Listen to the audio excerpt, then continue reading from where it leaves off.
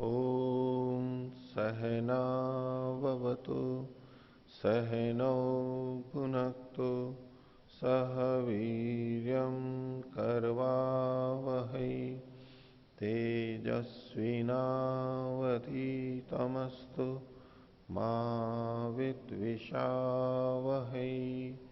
ओम शांति शांति शांति। मीमांसा दर्शन की 168वीं कक्षा। मीमांसा दर्शन के तृतीय अध्याय के तृतीय पाद का 12वां अधिकरण आज हम प्रारंभ करेंगे। पीछे 11वें अधिकरण 31वें सूत्र तक पाठ हो चुका है। पिछले पाठ में से किन्हीं को कुछ पूछना है तो पूछ सकते हैं। हाँ। ओ आचार्य महोदय, पृष्ठ संख्या 32+800 832। हाँ। प्रथम अनुच्छेदस्य अधस्तात् द्वितीया पंक्ति। अत्रापि हि अवश्य कर्तव्यता श्रूयते, तत्रापि एक एव यजमानः श्रूयते, वसन्ते वसन्ते ज्योतिषा यजेत इति चेत् अत्र एवं वदितुमिच्छति यत् वसन्ते वसन्ते ज्योतिषा यजेत इत्यत्र अवश्य कर्तव्यता वर्तते चेत् एतत् कथम् अवगम्यते यत् अवश्य कर्तव्यता वर्तते? इनका प्रश्न है कि वाक्य था वसंते वसंते ज्योतिषा यजेता। वसंत वसंत में यानी ऋतु में, इस ऋतु में ज्योतिषा ज्योतिषोम से यजन करे। और इन्होंने कहा कि इसमें अवश्य कर्तव्यता है। तो इनका तात्पर्य मुख्य तो इसमें है कि जो वसंते वसंते यानी प्रत्येक वसंत में विप्सा जो होती है वो विप्सा व्याप्त होकर के होती है घर घर में, प्रतिदिन, दिन दिन में ऐसे। तो ऋतु ऋतु में इस प्रकार से जो शब्द हम प्रयोग करते हैं 2 बार, तो प्रत्येक में वहां पर आता है, छूटना नहीं होता है उसमें। तो न छूटने के कारण से यहां पर सब में चूकी है, छूटना नहीं है। खिड़की खिड़की को देखो, व्यक्ति व्यक्ति को ये सूचना दो, ऐसा। तो विप्सा में सामान्य अर्थ तो यह है कि कुछ छूटना नहीं है, सबके लिए है, ये विप्सा का होगा, व्याप्त करके होता है। पर चूंकि इसके साथ में यजेता भी लिखा हुआ है, विधि भी की गई है, तो बिना छोड़े विधि की जा रही है। यानी प्रत्येक वसंत में किसी वसंत को छोड़ना नहीं है और यजेता भी लिखा हुआ है, तो इससे अवश्य कर्तव्यता आ गई। कोई भी वसंत छोड़ना नहीं है। यदि केवल होता वसंते ज्योतिषा यजेता तो विधि तो हो रही है, लेकिन ये वाक्य किसी भी वसंत में एक बार याग करने से चरितार्थ हो जाता, दूसरे वसंत में करे या ना करे ये बाधित नहीं करता, नहीं भी कर सकता था। जब जब करेंगे वसंत में करेंगे, बस केवल इतना विधान हुआ। और वसंत में करे, और एक करना अगर अनिवार्य मान भी रहे तो एक बार करने से भी हो जाएगा। लेकिन वसंते वसंते ज्योतिषा यजेता, अब यजेता के साथ में जब विप्सा आ गई है वसंत में, अब ये अवश्य कर्तव्यता हो गई, छोड़ नहीं सकते आप इसको, ऐसा तात्पर्य। ओ द्वितीयः प्रश्नः। आचार्य महोदय, व्रीहिर्वा यजेत यवैर्वा इत्यस्मिन् वचने एवं उच्यते यद् विकल्पो भवति, यतोहि द्वे अपि श्रुतिस्तः परस्परं विरुद्धं वदतः, एकत्र यवेन वदति अपरत्र व्रीहिभिः चेत् वयं तत्र विकल्पं कुर्मः। परन्तु विकल्पे सति एकस्य पक्षस्य एकस्मिन् पक्षे बाधो भवति। यदा यवैर्यज इज्यते तदा व्रीहिणां बाधः, यदा व्रीहिभिरिज्यते तदा यवानां बाधः। परन्तु यदि अत्र समुच्चयः स्वीक्रियते तर्हि तु कस्यापि बाधो न भवति चेत् समुच्चयस्य स्वीकारः किमर्थं न क्रियते? इनका प्रश्न है कि व्रीहिभिर यजेत यवैर्वा यजेत, ये जो 2 वाक्य मिलते हैं, 2 विधियां मिलती हैं हमारे को, तो इसमें प्रचलित ये है कि दोनों में से किसी से भी कर सकते हैं, या तो यव से अथवा चाहे तो व्रीहि से, दोनों हमारे यानी जो और चावल दोनों से कर सकते हैं। तो क्यों ना इसको समुच्चय मान लिया जाए। क्योंकि जब हम विकल्प मानते हैं तो एक का पक्ष में बाध हो जाता है। यानी जब यव से कर रहे हैं तो व्रीहि से नहीं कर पा रहे हैं, व्रीहि से कर रहे हैं तो यव से नहीं कर पा रहे हैं। तो शास्त्र के वचन तो दोनों हैं, तो इनका शास्त्र वचनों का पक्ष में तो बाध हो ही रहा है। एक पक्ष में स्वीकार्य भी हो रहा है तो एक पक्ष में बाध हो रहा है, यानी आधा तो बाधित हो ही रहा है। तो इनका यह कहना है कि क्यों ना शास्त्र को हम पूरी तरह से संगत करें, हम बाध ना हो पाए दोनों का ही करे तो मिला करके कर दें, इसको समुच्चय मान लें, तो उसमें व्रीहि चूर्ण भी ले लें, यव चूर्ण भी ले लें और मिला करके और उसको कर लें, उससे यजन कर लें, तो दोनों वाक्य सार्थक होंगे और बाध नहीं होगा। अब बाध तो होने को तो फिर भी हो सकता है, अगर आप बाध पे ही आते हैं तो जब लिखा कि यवैर्वा यजेता, तो यव से यजन करे, तो सारा का सारा यव से करे। व्रीहि वीर यजेता, व्रीहि से करे मतलब सारा का सारा व्रीहि से करे, और आपने मिला दिया अगर उसको, तो सारा का सारा यव से नहीं हो रहा है, सारा का सारा व्रीहि से नहीं हो रहा है, आधा आधा हो रहा है, या जितना आपने मिलाया उतना है। तो जितना मिलाया और आधा आधा किया, तो बाध अगर करना है तो हम उस आहुति में भी देखना है तो बाध देख सकते हैं, लेकिन यहां उस तरह से नहीं। उसमें कारण क्या कि दो वाक्य इन्होंने अलग अलग बनाए, एक तो वाह शब्द भी है और दो अलग अलग वाक्य भी बनाए हैं, तो उसके कारण से इनकी अपनी स्वतंत्र कथन है। मिश्रण होता तो मिश्रण कह देते सीधे सीधे, सन्नय आदि हैं जहां दो चीजें मिला करके की जाती हैं, और पिषदाज्य है, पिषदाज्य का प्रयोग होता है, यानी तो घी और दही मिला के उसमें वो छितरा छितरा सा हो जाता है, वो मिला हुआ सफेद, और वो तो अगर इनको मिश्रण का होता है तो मिश्रण का भी बोलते हैं अलग से, अगर यही इनको अपेक्षित होता तो कह देते। दो स्वतंत्र वाक्य लिखे गए हैं, इसलिए प्रथम दृष्टया यही अर्थ आता है कि दोनों का प्रयोग किया जा सकता है, या तो इससे कर लो चाहे इससे कर लो, सुविधा के लिए है। अब इसमें वास्तव में कोई बाध जैसी बाध नहीं होती है। हम ये बाध, हालांकि विकल्प में बाध होता है, मीमांसा मानती है कि क्योंकि उसको दोष माना जाता है, ये पूरी पूरी तरह लगना चाहिए, लेकिन अगर वाक्य ही स्वयं कह रहा है, वाह का प्रयोग करके विकल्प दे रहा है, तो विकल्प को ही तो शास्त्र कह रहा है, इसलिए उसके बाद को हम एक तरह से वो बाध नहीं है। एक एक वाक्य रचना की दृष्टि से देखेंगे तो बाध प्रतीत होगा, लेकिन कुल मिला के देखेंगे तो कोई बाध नहीं है उसके अंदर। तो जो अलग अलग कहा गया है और इसी तरह से परंपरा में अर्थ लिया जा रहा है, तो इसलिए वही स्वीकार किया जाता है। ठीक है। और ओम जी, अर्थवाद किसे कहते हैं? हाँ, अर्थवाद का मतलब प्रथम दृष्टया तो यह होता है कि प्रशंसा करना। प्रशंसा कैसे होती है किसी की? उसकी उपयोगिता के कारण से, सार्थकता के कारण से उपयोगिता होती है, सार्थकता होती है, उपयोगिता होती है, और उसको जब हम कथन करते हैं तो ये ही उसकी प्रशंसा है। अर्थवाद मतलब प्रशंसा करते हैं। निंदा भी की जाती है, निंदार्थवाद भी होता है, लेकिन ये प्रशंसा के संदर्भ में है। तो जहां अर्थवाद है यानी उसकी किसी चीज की हम सार्थकता बता रहे हैं, प्रयोजन बता रहे हैं, अर्थ का मतलब प्रयोजन भी होता है, तो वो जब हम बता रहे हैं तो उस प्रयोजन का कथन करना अर्थवाद कहलाता है। और चूंकि उससे प्रशंसा होती है, किसी व्यक्ति की उपयोगिता पता लगती है, उसका महत्व हमें पता लगता है, तो इसलिए उसको प्रशंसा के रूप में भी कह देते हैं। जी। और कोई? हाँ। ओम, पृष्ठ संख्या 836 पर रेखा के नीचे विवरण में चौथी पंक्ति, हाँ। दर्श पूर्णमास में आज्य से पत्नी संयाजों का विधान होने से बिना जागनी के भी वे गुण रहित नहीं होंगे, ऐसा पूर्व पक्षी का मत था।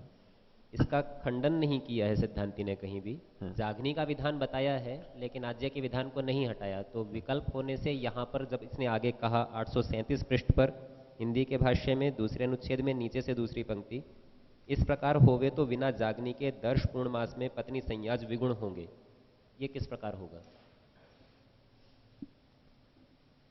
हाँ, देखिए विगुण शब्द यहां पूर्व पक्षी ने भी प्रयोग किया और सिद्धांति ने भी प्रयोग किया, दोनों ने किया है, लेकिन अलग अलग दृष्टि से किया है। पूर्व पक्षी ने इस दृष्टि से किया कि यदि जागनी का उत्कर्ष कर देंगे, यानी एक हवि द्रव्य का उत्कर्ष कर देंगे, तो कोई दोष दे सकता है कि फिर हवि क्या देंगे, हम क्या प्रदान करेंगे? तो बोले यहां पर आज्य है ही, इसलिए कोई आपत्ति नहीं है, उससे पूर्ति हो जाएगी, इसलिए विगुणता नहीं आएगी। यानी हवि हमारे पास फिर भी है इसलिए, और आज्य का विधान भी किया गया है, तो वो हवि है इसलिए विगुणता नहीं आएगी, हवि है हमारे पास, ये कथन हुआ। सिद्धांति जब कह रहा है कि यदि जागनी का उत्कर्ष कर दोगे तो विगुणता आ जाएगी, तो किस दृष्टि से है कि उसने पहले यह सिद्ध किया कि जागनी का यहां पर विधान है, आज्य का भी है और जागनी का भी है, जिसके लिए इन्होंने संस्कृत में कहा तस्मात् जागनी विधानम, जागनी का विधान है, ये सिद्ध किया है। अब चूंकि जागनी का विधान हो चुका है, ऐसे में यदि जागनी का उत्कर्ष कर दिया जाए तो दर्श पूर्णमास विगुण होगा। यद्यपि आज्य अभी भी है, आज्य की आहुति फिर भी होगी, लेकिन जागनी की आहुति भी जो होनी थी वो नहीं हुई, तो अब ये विगुण हो जाएगा, ये विगुण कहलाएगा। तो इतनी दृष्टि से देखना होगा इसको। लौकिक उदाहरण से दूं तो किसी व्यक्ति के लिए भोजन का हमने कहा, तो किसी विशेष व्यक्ति हमने भाई इनको दाल और सब्जी दोनों होनी चाहिए, ये विधान किया। तो एक ने कहा कि नहीं, दाल तो हम दूसरे को दे देंगे, इनके पास सब्जी है, सब्जी एक तो कोई ना कोई रोटी खाने के लिए चाहिए, तो सब्जी है तो उससे रोटी खा लेगा वो, कोई आपत्ति भी नहीं है। हाँ, अगर सब्जी भी नहीं होती, केवल दाल होती और उस दाल को अगर दूसरे को दे दिया जाता, तब तो विगुणता आती कि रोटी कैसे खाएगा, बोले सब्जी है, सब्जी से खा लेगा वो। ऐसे में वो कहेगा कि कोई विगुणता नहीं है, उधर दाल से काम चल जाएगा, इधर ये भी हो जाएगा। पर अगर ये विधान पहले से पता नहीं, यहां दाल और सब्जी दोनों दी जानी है, अब ऐसे में यदि वो दाल को हटाता है तो दो चूंकि दिया जाना था, उस दृष्टि से विगुणता हो गई। यद्यपि सब्जी है अभी भी, लेकिन दो होना चाहिए, ये होना चाहिए। जैसे होटल में हमारे को भोजनालय में कहीं पहले से हो कि इतनी दाल सब्जी ये चीजें मिलेंगी, 4 सब्जियों का लिखा हुआ है, पैसे भी ले लिए और आई 2 सब्जियां। बोले जी 2 सब्जियां क्यों नहीं आई? बोले जी 2 सब्जी से भी खा सकते हैं आप। नहीं, क्योंकि विधान है, आपने पैसे भी लिए, आपने 4 सब्जी का लिखा है, तो 2 सब्जी आती है तो ये विगुणता ही कहलाएगी, खा तो सकता है। इस दृष्टि से ये कथन है। यहाँ उदाहरण में और शब्द से समुच्चय का कथन हो जाता है कि दाल और सब्जी, लेकिन यहाँ जो हमारे पास में उदाहरण उपस्थित है, इसमें 2 वाक्य हैं, दोनों भिन्न हैं, और इसमें समुच्चय या विकल्प, यह प्रश्न फिर भी बना रहता है। हाँ, तो इसके अंदर ये इसको समुच्चय ही मान के चल रहे हैं, क्योंकि जब आज्य के लिए अलग से कह दिया गया कि आज्य ने पत्नी संयाजयंती, आज्य से करते हैं, ये एक वचन मिल गया। अब उसके साथ साथ ये भी हो गया जाघन्या पत्नी संयाजयंती, तो वा तो अलग से लिखा हुआ नहीं है, वा तो अलग से लिखा हुआ नहीं है, आज्य से करते ही है। तो यहां थोड़ी परंपरा और क्रम के आधार पर भी देखा जाता है कि क्या चल रहा है वहां पर। तो वा तो विकल्प तो यहां पर कहा नहीं गया, तो दोनों कहे गए हैं, तो दोनों का प्रयोग हो जाता है वहां पर। ब्रीहिवीर यजेता यवैर्वा यजेता, यहां तो हमारे को लग रहा है कि भाई यहां विकल्प कहा जा रहा है, यहां इससे यजन करे, इससे यजन करे, इनको खाना खिलाओ, इनको सब्जी खिलाओ, या मिठाइयों में कि भाई इनको खीर खिलाओ, इनको गुलाब जामुन खिलाओ। अब ये 2 आ गए, खीर खिलाओ, गुलाब जामुन खिलाओ, इनको सब्जी दो, दाल दो। अब यहां पर दोनों चीजें हैं, तो वहां एक संयुक्त रूप से आ गई, दोनों प्रयोग की गई हैं। भले ही 2 वाक्य हैं, 2 विधि वाक्य हैं, लेकिन वो संयुक्त रूप से दी जाएंगी। तो वह शब्द यहां सीधे नहीं है ऐसा, इसलिए संयुक्त ही मान करके चल रहे हैं इसलिए इसमें। और प्रकरण के भी अनुग्रहित होता है, नहीं तो यहां पढ़ने का प्रयोजन क्या है इसको? अगर वहीं पढ़ना था, वहीं ले जाना था, तो वहीं पढ़ते, यहां क्यों पढ़ा था इसको? ये एक प्रश्न वहां पर प्रकरण का अनुग्रह जो है वो होगा। हालांकि जब और कोई उपाय नहीं है तो किया भी जा सकता है प्रकरण का अनुग्रह, कि भाई प्रसंगवशात पत्नी संयाज का विषय चल रहा था, तो बस साथ में ये भी लिख दिया, यद्यपि बाहर का है, ये किया ही जाता है, लेकिन ऐसा व्यवस्था में होता है जब और कोई उपाय नहीं होता है तो। पूछ। पृष्ठ संख्या 837, इसमें हिंदी व्याख्या में दूसरा अनुच्छेद, पहली पंक्ति के अंत से, इस अपूर्व याग की पत्नियां साधन रूप देवता के रूप से विधान नहीं की जा सकती है। इसके लिए हेतु कोष्ठक में दिया है, क्योंकि पत्नी संयाज के सोमत्वष्टा देव पत्नियां और अग्नि गृहपति देवता है। तो ये हेतु कैसे बनेगा, स्पष्ट नहीं हो। हाँ, देखो इन्होंने जो लिखा है संस्कृत भाष्य का अर्थ, कि इस अपूर्व याग की पत्नियां विधान नहीं की जा सकती। याग तो अपूर्व है, ठीक है, पर ये जो याग है इसमें पत्नियों का अलग से विधान नहीं किया जा सकता, नहीं करना होगा, क्योंकि याग का भी विधान करेंगे फिर पत्नी का भी विधान करेंगे, 2 विधान हो जाएंगे, वाक्य भेद होगा। और यहां करने की आवश्यकता इसलिए नहीं है क्योंकि इस याग में पत्नी तो है ही, नाम से ही पता लग रहा है, उसमें अंतर्भावित है। तो इसमें इन्होंने लिखा इस अपूर्व याग की पत्नियां विधान नहीं की जा सकती। किस रूप में? साधन रूप देवता के रूप में उनका विधान नहीं किया जा सकता। क्यों नहीं किया जा सकता? उसके लिखा क्योंकि पत्नी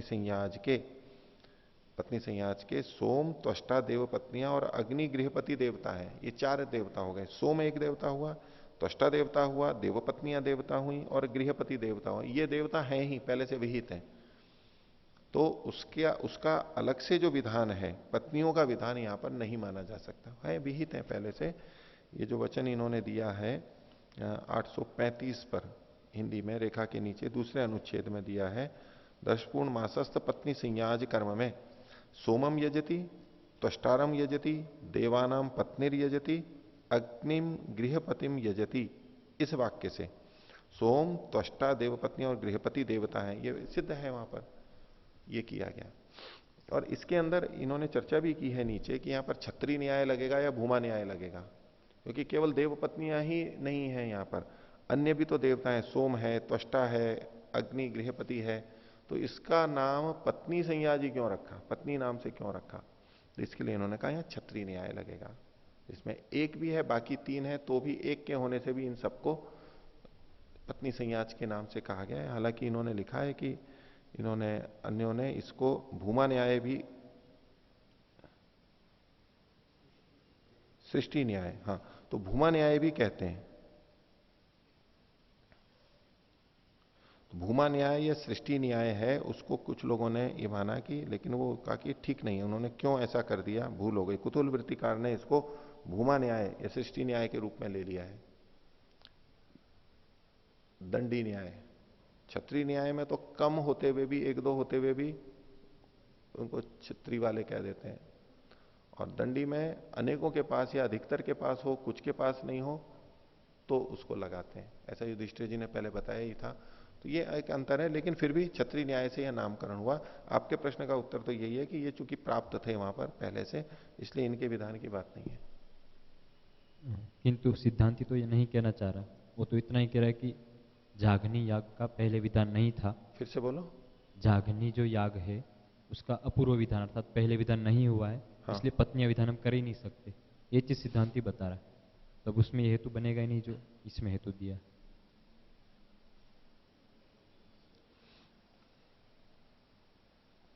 सिद्धांत ये कह रहा है न अस्य अपूर्वस्य यागस्य पत्न्यः शक्यन्ते विधातुम, पत्नियों का विधान नहीं कर सकते। जागन्याम तो लक्ष्य माणायाम यागे सपत्नी के विधीय माने वाक्यम विद्येता, अस्तित्व अत्र विहिता, सपत्नी को याग, याग ही पहले से विहित है। ये अपूर्व याग नहीं है जिसमें पत्नियों का विधान किया जा रहा है, जो अपूर्व याग है उसमें जागनी का भी विधान हो, ये नहीं हो सकता। देखो पूर्व पक्षी में और सिद्धांति में यही भेद है ना। पूर्व पक्षी की जो कह रहा है जागन्याम पत्नी संयाजा विधीयन्ते, तो जागनी का तो विधान है नहीं इसमें।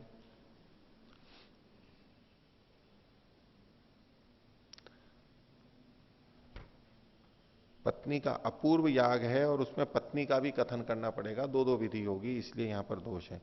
और जागनी को लक्षित करेंगे तो याग में, सपत्नी की याग में, यागे सपत्नी के विधि माने वाक्यम भित्तेता, ये तो हो गया।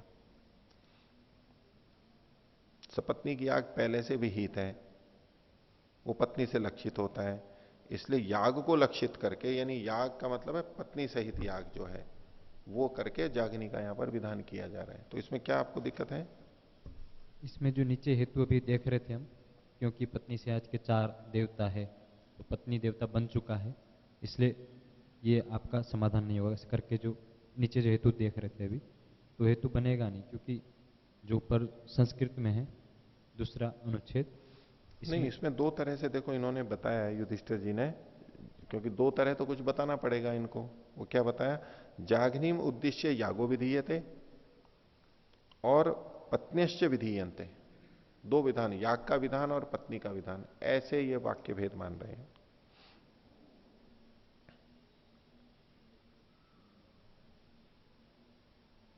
ये दो विधान मान करके, क्योंकि जागनी को तो उद्दिष्ट करके ये मान रहे हैं, पूर्व पक्षी जिस तरह रख रहा है, तो याग का और याग में पत्नी का, ये दो विधान यहां पर प्राप्त हो रहे हैं।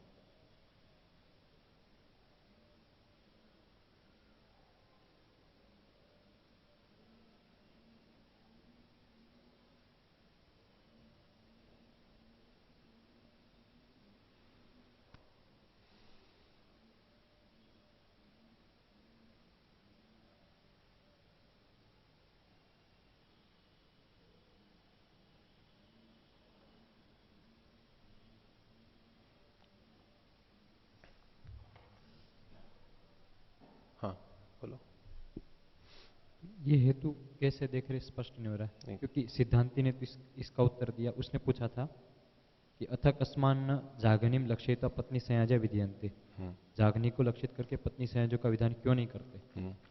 तो उसने उत्तर दिया कि जागनी का अपूर्व विधान अर्थात पहले विधान है ही नहीं, तो हम पत्नियों का विधान क्यों कर सकते, नहीं कर सकते। नहीं, जागनी को लक्षित करके अगर आप याग का विधान करेंगे तो याग भी अपूर्व है और उसमें पत्नी भी आपको बतानी पड़ेगी, तो दो दो विधि होगी। जागनी को तो लक्षित कर रहा है ना पूर्व पक्षी। हाँ बोलो। और पत्नियों का विधान कर रहे हैं। रोको इसको, आपकी अभिव्यक्ति ठीक नहीं हो रही है, मैं कई बार।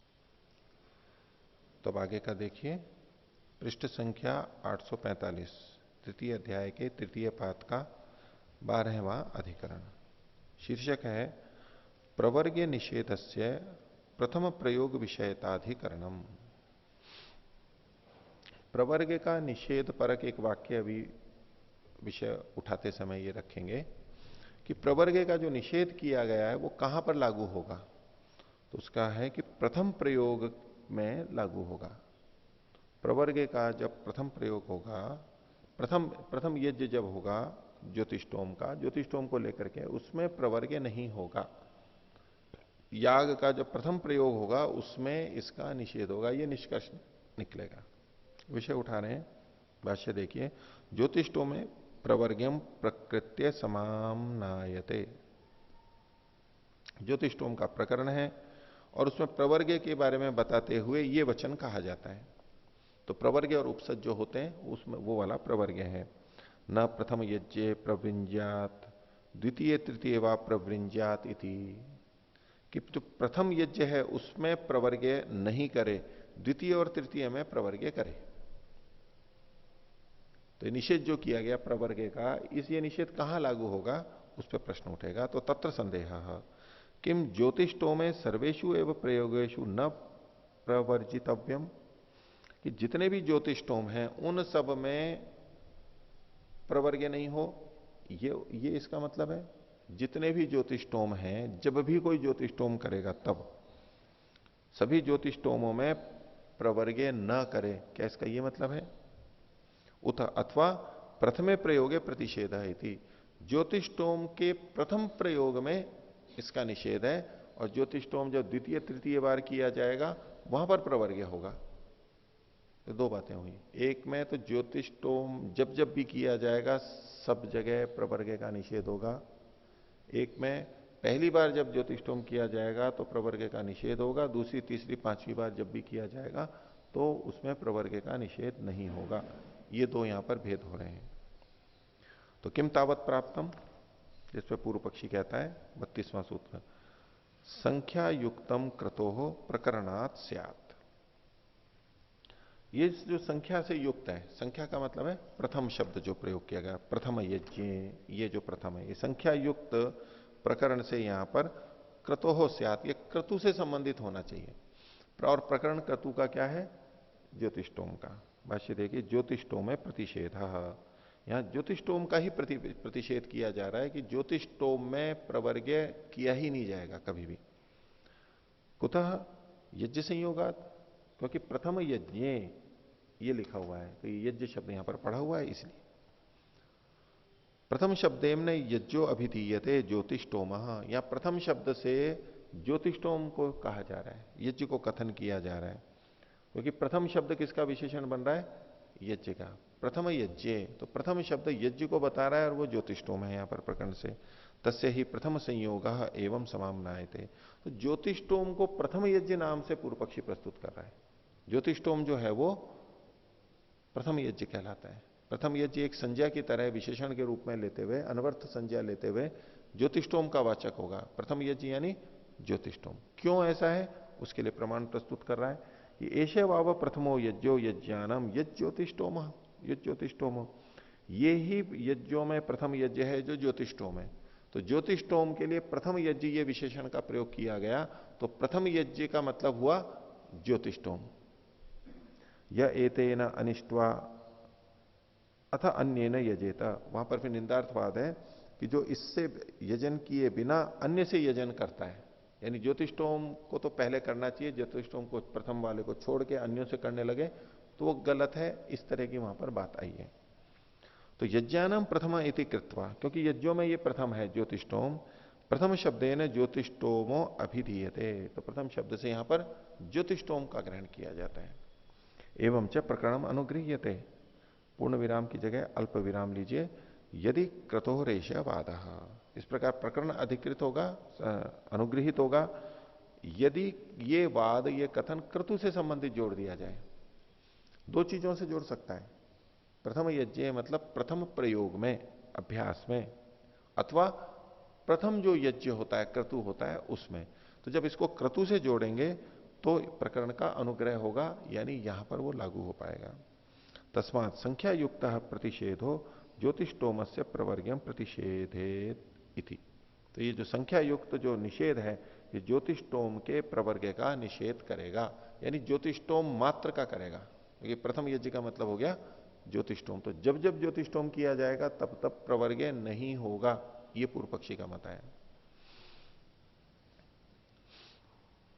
इसमें सिद्धांति कहता है नैमित्तिकम व कर्तृसंयोगात लिंगस्य तन्निमित्तत्वात्, कि ये नैमित्तिक है, ये जो कथन किया गया ये विशेष निमित्त के आधार पर है और वो कर्ता के संयोग से है। इसका करने वाला जो है, वहां से तो पूर्व पक्षी की निवृत्ति कर दी, तो ये नैमित्तिक है, यानी जब दूसरी आवृत्ति होती है उसकी अपेक्षा से ये प्रथम शब्द है। पहली बार किया, फिर दूसरी तीसरी चौथी बार जो आगे करते हैं उसकी अपेक्षा से इसको प्रथम बार कहा गया है, और वो कर्ता के संयोग से है, क्रतु से संबंधित नहीं है कि ये क्रतु प्रथम है, इसलिए कर्ता के संयोग से है कि कर्ता, कोई भी कर्ता करने वाला, ये उसको पहली बार जब कर रहा है तब वो प्रथम कहलाएगा उसके लिए। लिंग से तन निमित्तत्वात्, ये जो लिंग है यानी जो प्रतिषेध किया जा रहा है इसके तन निमित्तक यानी कर्ता निमित्तक होने के कारण से, कर्ता को निमित्त मानते हुए कर्ता के कारण से यहां पर निषेध किया जा रहा है। भाष्य देखिए, न चैतदस्ति यज्ञ से ऐशवादयति, ये यज्ञ का या क्रतु का वाद नहीं है, उसके नाम को प्रथम शब्द यज्ञ के साथ जोड़ करके नहीं कीजिए। उसके लिए कारण बता रहे हैं, चतुर्षु अपनी वेदेशु न प्रथम यज्ञ इत्येवं संजगः कश्चित यज्ञो अस्ति। ये चारों वेदों में कोई भी यज्ञ ऐसा नहीं है जिसके लिए कहा गया हो कि ये प्रथम यज्ञ है। तो ज्योतिष्ठों को भी प्रथम यज्ञ नहीं कहा गया चार वेदों में, वेद चार होते हैं, इसका यहां पर भाष्य से प्रमाण मिलता है। आगे, भवती तो प्रथमो यज्ञ से प्रयोग अल्प विराम कर्तृ संयोगा, लेकिन यज्ञ का प्रथम प्रयोग तो होता है कर्ता के संयोग से, किसी कर्ता के लिए उस बार जब किया जा रहा है वो प्रथम है, अन्यों के लिए वो प्रथम नहीं हो सकता है, उनका प्रथम पहले हो गया है। हर किसी का कर्ता का अपना अपना प्रथम संयोग होगा। पूर्वस्य द्वितीयादीन अपेक्षा प्रथम शब्दों भवती, तो पहले वाला है उसको प्रथम क्यों कहते हैं, द्वितीय आदि की अपेक्षा से उसको प्रथम कहते हैं। सब प्रयोग से उपपद्यते न क्रतो हो, तो ये जो प्रथम शब्द है ये प्रयोग में संगत होता है, क्रतु में याग में संगत नहीं होता है। प्रयोग श्रवणात् गम्यते, और ये जो प्रयोग है ये श्रवण से ही पता लग रहा है, श्रुति से ही पता लग रहा है। प्रयोगात गम्यते पूर्ण विराम की जगह अल्प विराम। क्रतु प्रयोग संबंधात संबंधत्वात, अब इसके बाद पूर्ण विराम लगा लीजिए, अल्प विराम है या पूर्ण विराम लगा लीजिए। क्रतु प्रयोग संबंधत्वात, क्रतु के प्रयोग से इसका संबंध होने से, ये जो प्रयोग है ये श्रवण से पता लग रहा है क्योंकि क्रतु के प्रयोग से ये जुड़ा हुआ है। और श्रुतिश्च बलीयसी न लक्षणा, और ये श्रुति बलवती है। ये जो प्रथम शब्द है श्रुति से, श्रवण से ही अभ्यास को बता रहा है, प्रयोग को बता रहा है, वही अर्थ यहां पर लिया जाएगा।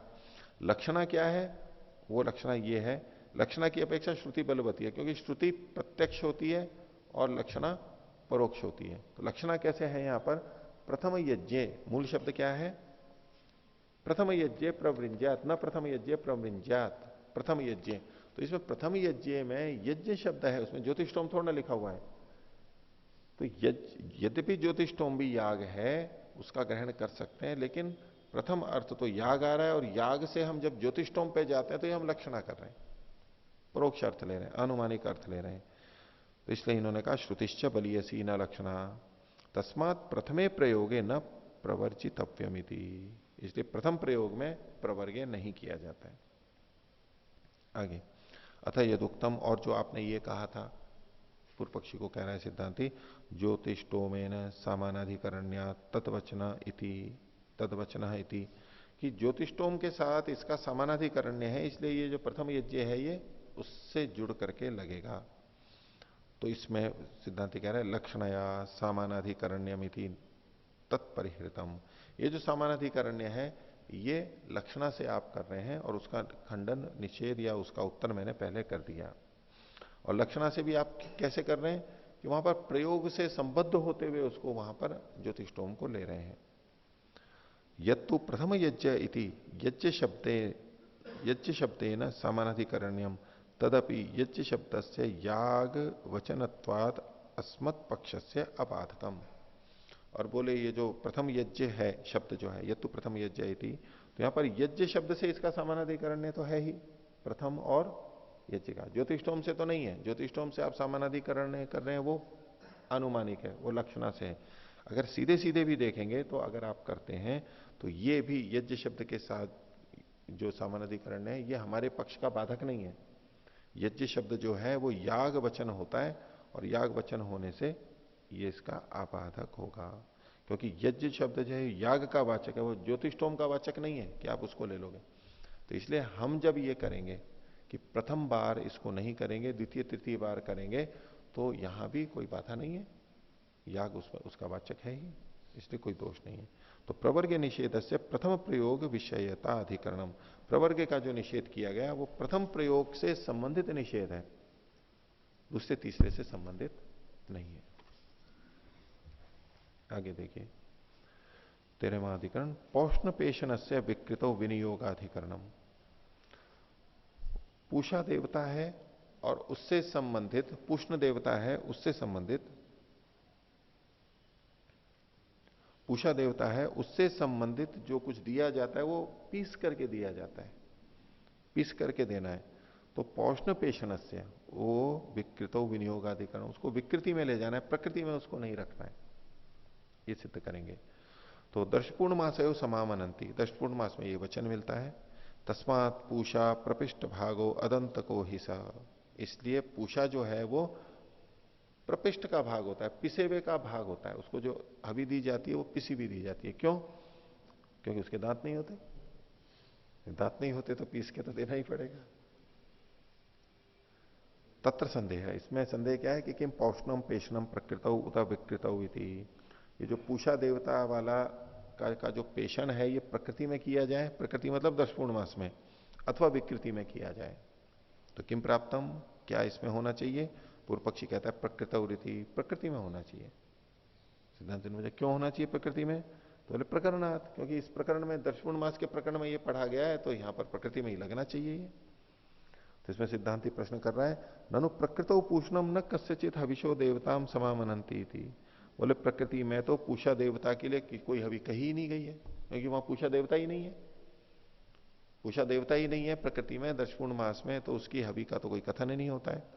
तो इस पर पूर्व पक्षी उच्यते प्राकृतिम कांचित देवताम पूष शब्दों वक्ष्यति, बोले ठीक है पूषा शब्द यहां पर पढ़ा गया है, पूषा देवता नहीं है, तो जो देवता पढ़े गए उनमें से किसी देवता को पूषा कह देंगे हम। ये पूषा, इस पूषा शब्द से दर्शपूर्ण मास में कहे गए देवता का ग्रहण कर लेंगे हम। एवं प्राप्ते ब्रूमा, इस पे अब सिद्धांति उत्तर दे रहा है पौष्णम पेशनम विकृतो प्रतीयेत अचोदनात् प्रकृतौ, विकृतो प्रतीयेत, ये जो पूषा देवता से संबंधित पेशन है ये विकृति में प्रतीत हो गए, विकृति में ये लगेगा। क्यों? क्योंकि प्रकृति में इसका कथन ही नहीं है, प्रकृति में ये देवता का विधान ही नहीं है। भाष्य यत्र पौष्णम हविरस्ति, जब पूषा देवता से संबंधित हवि है तत्र तस्य पेशनम विधातुम शक्यम, वहां उसके पेशण का विधान लगेगा। यह विधान है पेशण का, पीसने का, तो जहां पूषा देवता है वहां पर पीस लिया जाएगा। न च प्रकृतो पूषा अस्ति, इस प्रकृति में दर्शपूर्ण मास में तो पूषा देवता ही नहीं है, तस्मात् उत्कृष्टव्यम पेशनम इति, इसलिए उससे संबंधित जो पेशण है वो भी यहां प्रकृति में नहीं लगेगा, विकृति में लगेगा। यदुक्तम, और जो आपने कहा था यानी पूर्व पक्षी कि कांचित देवताम पूषा शब्दों बक्ष्यति, पूषा शब्द से किसी देवता का ग्रहण मान लेंगे कुछ अनवर्थता देखते हुए, तो ब्रूयात यदि अन्यत्रापि मुख्य पूषा न स्यात्, बोले ऐसा हो सकता था ये पूषा शब्द किसी देवता को कहता, कब? जब किसी अन्य जगह पे मुख्य पूषा देवता नहीं होता, यहां पर प्रकृति में जब पूषा शब्द से किसी देवता को लिया जाएगा तो वो मुख्य देवता नहीं कहलाएगा, मुख्य कथन नहीं होगा, वो गौण कथन होगा।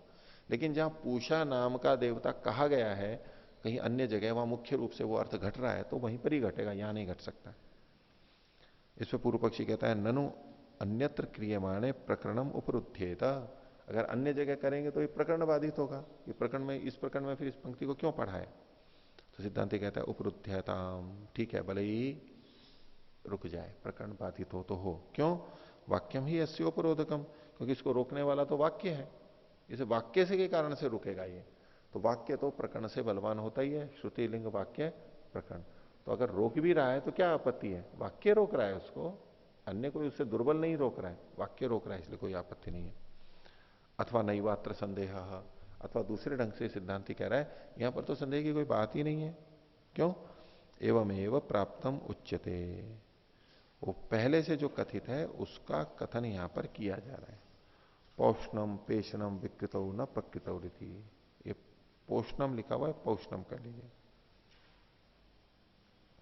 जो पूषा देवता से संबंधित पेशन है वो विकृति में होगा, प्रकृति में नहीं। नास्ति पूषण प्रकृत चोदना, पूषा से संबंधित, पूषा देवता की से संबंधित जो पेशन है, क्योंकि पूषा देवता का प्रकृति में कथन ही नहीं है, तो किमर्थम प्राप्तम उच्यते, तो जब ये प्राप्ति है तो उसका कथन क्यों किया जा रहा है? तो उत्तरत्र कथा वर्तिष्यते, अगले अधिकरण में इसकी चर्चा को चलाएंगे। आगे देखिए 14वां अधिकरण, पौष्ण देवतस्य चरावेव निवेशाधिकरणम। तो पिछले अधिकरण से इतना तो हुआ कि ये जो पेषण है ये पूषा देवता जहां पर है वहां जाएगा, यानी उत्कर्ष होगा। लेकिन उसमें फिर आगे संदेह पैदा हो रहा है, तो उसमें कहा कि ये जो पूषा देवता से संबंधित पेषण है वो चरु में ही लगेगा।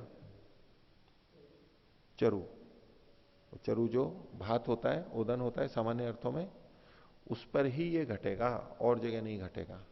इसके विषय में चर्चा कर रहे हैं।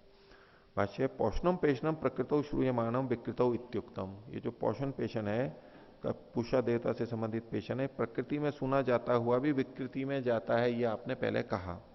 लेकिन हमारे को संदेह है, तत्व संदेह, किम चरऊ पशु पुरोडाशेवा च उत चरऊ एव इति, ये चरु में, पशु में और पुरोडाश में सब जगह पे होगा अथवा केवल चरु में होगा? किम तावत प्राप्तम, क्या प्राप्त हो रहा है?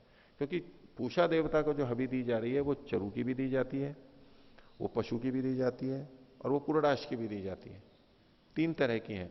तो जो पूषा देवता से संबंधित पेषण है तो तीनों जगह सब जगह लगेगा या केवल एक ही जगह चरु में लगेगा? तो इसमें पूर्व पक्षी कहता है तत्सर्वार्थम अविशेषात, वो सबके लिए लगेगा, क्योंकि यहां कोई विशेषण तो कहा नहीं गया है कि पूषा देवता से संबंधित इस हवि का पेषण करे, बस पेषण करे तो वो तो सब जगह लगेगा अविशेषित होने से। तो तच्च सर्वत्र स्यात् चरऊ पशु पुरोडाश, चरु में, पशु में, पुरोडाश में, कुतः अविशेषात न कश्चित विशेष आश्रियते तस्मात् सर्वत्र, विशेषण नहीं है इसलिए सब जगह लगेगा। इसका उत्तर सिद्धांति दे रहा है 36वां सूत्र, चरौवा अल्प विराम, नहीं चरु में लगेगा। क्यों?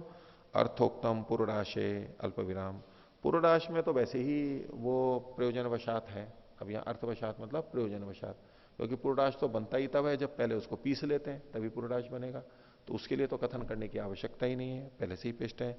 और अर्थ विप्रतिषेधात पशु न स्यात्, और पशु में यह घट नहीं सकता है, पशु के जो अवयव हैं, क्योंकि उसमें अर्थ का विप्रकर्ष हो जाएगा, जो शास्त्र के वचन है उससे दूर चले जाएंगे। कैसे, वो तो आगे बताएंगे। तो चरऊ पौष्णम पेशनम विनिचेता, सिद्धांति का कथन है कि चरु में ही पशु के, पूषा देवता के पेशन का विनियोग होना चाहिए। पुरोडाशे तावत पेशनम अर्थादेव प्राप्त होती है, पुरोडाश में तो पेशन अर्थापत्ति से या सार्थकता से वैसे ही प्राप्त है। नहीं वह अन्यथा पुरोडाशो भवती, क्योंकि पुरोडाश बिना पीसे हुए पेशन किए हुए होता ही नहीं है, उसको पीस करके ही पुरोडाश बनाते हैं। साबुत चावलों से या जौ से पुरोडाश नहीं बनता है, पहले पीसते हैं तभी बनाते हैं, इसलिए कोई वो विषय ही नहीं है। तो तदर्थम तावत न वचनम, इसलिए पुरोडाश के लिए तो ये वचन हो नहीं सकता। अब कहते हैं पशुच न स्यात्, और पशु के लिए भी नहीं हो सकता है। क्यों? हृदयादिषु पिष्यमानेषु तेषाम आकार विनाश स्यात्, हृदय आदि जो पशु के अवयव लेते हैं अगर उसको आप पीस दोगे तो हृदय तो नहीं रहेगा, जबकि वहां वचन क्या है? तो पूर्व पक्षी ने पूछा तत्र को दोष है, अगर उसको पीस देंगे, आहुति देंगे तो उससे क्या फर्क पड़ेगा? तो बोले हृदय से अग्रे अवद्यति, हृदय को आगे यानी पहले अवदान करता है, हृदय का अवदान पहले करता है। तो वो हृदय के रूप में है ही नहीं, तो उसको आप हृदय कैसे कहोगे? हृदय तो एक अवयव है ना, उसके लिए और हेतु दे रहा है। इति न हृदयाद अवदिश्यते, अगर पहले से पीस लिया तो ये नहीं कह सकते आप हृदय से अवदान कर रहे हो। तो तथा अन्यद अपि अवदानम न यथाश्रुतात् अवदास्यते, तो इसी प्रकार से अन्य भी जो अवदान है वो जैसा सुना गया है वैसा नहीं दिया जाएगा। सुना तो हृदय से दिया गया है, आप हृदय से नहीं ले रहे हो।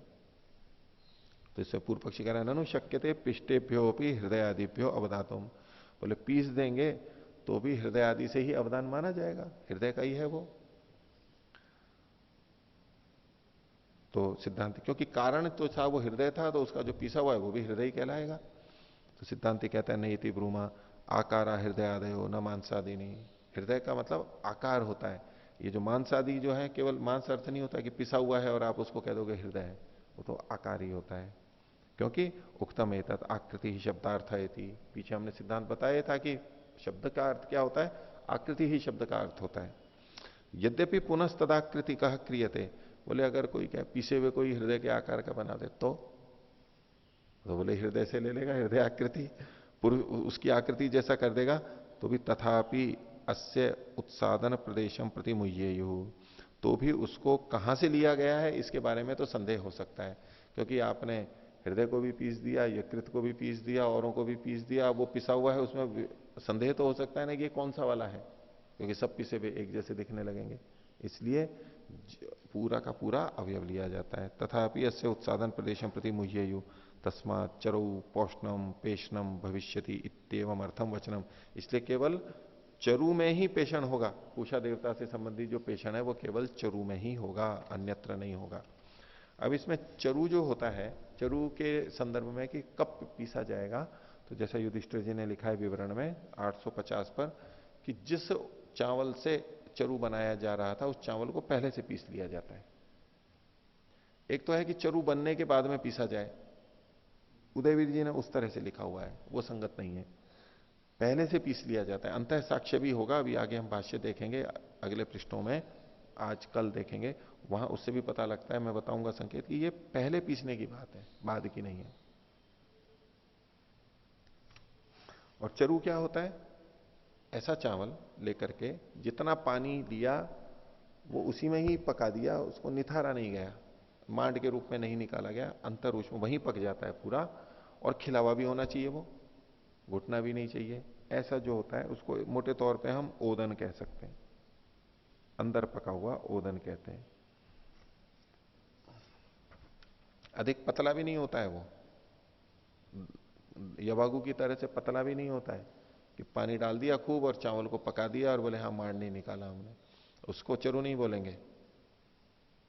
एक एक दाना भी खिला हुआ होना चाहिए उसका, पूरी ठीक तरह से, जो उचित मात्रा जानते हैं वो बिल्कुल ठीक बना देते हैं।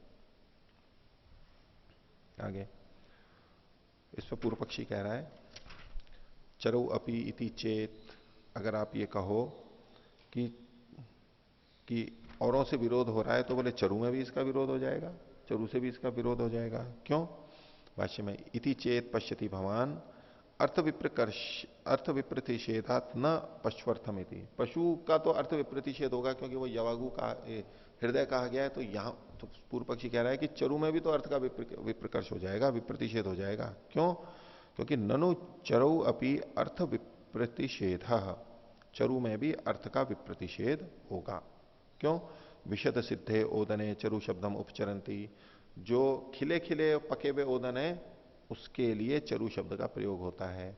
और अगर आप इसको पहले से पीस दोगे और फिर पकाओगे तो अर्थ का विप्रकर्ष होगा ना, वो विशद तो होगा नहीं, खिला खिला तो होगा नहीं। इसलिए जैसे हृदय आदि का होता है ऐसे इसमें भी अर्थ का विप्रतिषेध होगा। पिष्यमाणो ही पिष्टकम यवागुर्वा स्यात् खलेरवा, अगर वो पीस दिया जाएगा तो या तो वो पिष्टक बन जाएगा या यवागु बन जाएगा या खली बन जाएगा, मांड बन जाएगा। बिल्कुल खली का मतलब मांड कह सकते हैं, पिष्टक मतलब तो पूरा अवलेह बन जाएगा हलवे जैसा, अथवा यवागु बनेगा। तो यवागु बनेगा तो उसमें हम ये कहेंगे कि जो पेषण किया गया है वो थोड़ा मोटा मोटा किया गया है, अगर उसको बिल्कुल बारीक कर देंगे तो पेषण तब तो पिष्ट बन जाएगा। तो जब यवागु कह रहे हैं इसका मतलब है कि ऐसा पेषण जो थोड़ा कर्ण वाला होगा। तो इस पे सिद्धांत कह रहा है न, आपका कथन ठीक नहीं है। न के बाद अल्प विराम पक्ति नामत्वात, ये जो चरु है ये पाक के नाम से है, ये विशद के नाम से नहीं है। भाष्य अत्रोच्यते सत्यम विशद सिद्धे ओदने चरु शब्द प्रयुज्यते। ये ठीक है, ये कि विशद सिद्ध ओदन में चरु शब्द का प्रयोग होता है। क्योंकि पूर्व पक्षी ने विशद सिद्ध कहा था तो बोले हाँ ये कहते हैं तो ठीक है, लेकिन विशद सिद्ध चरुर दीयते इति, और ये भी इसको विपरीत अल्प विराम में लीजिए, पुष्टि के लिए बोले विशद सिद्ध चरुर दीयते, विशद और सिद्ध चरु दिया जाता है, तो विशद शब्द यहां पर आया है। ये तो आपने ठीक कहा। न तो अस्य विशद सिद्धि निर्मिता विशद सिद्धि निमित्तम, लेकिन ये जो चरु को चरु नाम दिया गया है, ये विशद की विशद सिद्धि यानी खिला खिला जो पकना है, ये इसका चरु नाम का निमित्त नहीं है। इसके कारण से इसको चरु नहीं कहा जाता है, इसको चरु नाम दूसरे कारण से कहा जाता है। यदि विशद सिद्धि निमित्तम स्यात् न पिष्ट सिद्धे प्रयुज्येत, यदि इसको विशद सिद्ध में ही विशद सिद्ध इसका निमित्त होता चरु नाम का, तब तो पिष्ट करके जब हम सिद्ध करते हैं पकाते हैं तो उससे विरुद्ध होता है, ये उसमें प्रयोग नहीं किया जाता। तत्रापि ही प्रयुज्यते, लेकिन पिष्ट में भी चरु शब्द का प्रयोग किया जाता है। शास्त्र का वचन बता रहे हैं पिष्ट कश्चरुर साध्यते इति, इसको विपरीत अल्प विराम में लीजिए। पिष्ट कश्चरु साध्यते, पिसा हुआ चरु सिद्ध किया जाता है, तो यहां पर पिष्ट शब्द चरु के साथ बोला जा रहा है, इसलिए विशद होना ये कोई चरु के लिए अनिवार्य नहीं है। अतो अन्यद एतयो सामान्यम, इसके अतिरिक्त इनमें सब में समानता है। ये जो पिष्ट चरु है इसमें पिसा हुआ है, बाकी सारी चीजें समान है कि अंतर ऊष्म होता है, वहीं उतना ही जल दिया जाता है, अंदर ही पक जाता है वो। तन निमित्तम, वो ही निमित्त है जो इन दोनों जगह लग रहा है। यदि आप विशद वाला करोगे तो जो पिष्ट है उसको चरु नहीं कह सकते, इसलिए विशद और पिष्ट ये उसके स्वरूप का बोधक नहीं है। अन्य जो चीजें लक्षण बचे हैं वो ही चरु के कहलाने में निमित्त बनते हैं, वो दोनों जगह हैं। तदेतद उच्यते, इसलिए कह रहे हैं इस न पक्ति नामत्वाद इति, ये सूत्र को ही बोला है सिद्धांति ने, इसलिए हमने कहा कि आपका कथन ठीक नहीं है पक्ति वाला नाम होने से। न चरु विप्रतिषेध, इसलिए चरु में विप्रतिषेध खंडन नहीं हो सकता, वहां लगेगा। कथम, तो बोले पक्ति नामत्वात, हेतु वही हो गया, सूत्र को अर्थ को खोला है। पक्ति नाम एतत् चरुरीति, ये जो चरु है ये पक्ति का नाम है। क्या है वो? अनवस्रावित अंतर उष्म पाकेन अभिनिर्वर्त्य भवती चरु शब्दों वाचका। अनस्रावित, जिसमें से जल को निकाला नहीं गया, स्रवित नहीं किया गया, अंतर उष्म पाके ना, लेकिन अंदर ही अंदर करके वो पक जाता है, खप जाता है पूरा, इससे इस तरह के पाक के द्वारा जो बनाया जाता है उसका नाम चरु शब्द है। तेन पिष्टे ओदने विशद ओदने च प्रयोक्तारो भवंती चरुरीति, इसलिए चाहे ओदन पिष्ट हो चाहे विशद हो, उसमें चरु शब्द का प्रयोग ये लोग करते हैं। पक्षोक्तम एवं प्रयोजनम, और इसका प्रयोजन क्या है? तो पक्षोक्तम मतलब स्वपक्षोत्तम, सिद्धांति का जो पक्ष है वही प्रयोजन है। पूर्व पक्षे पशु अपनी पेषणम, पक्ष वो ये है कि पेषण केवल चरु में ही होगा, और पूर्व पक्षी का करेंगे तो पशु में भी पेषण प्राप्त होगा। पूर्वराष्ट्र तो वैसे ही पिष्ट होता ही है, वहां तो लागू की बात ही नहीं है। सिद्धांत चरुरेव, सिद्धांति में सिद्धांत पक्ष में चरु में ही होगा। यदि पौष्ण पेषण से चरुरेव निवेशाधिकरणम। ठीक है, इतना ही रखते हैं। प्रणव धन्य।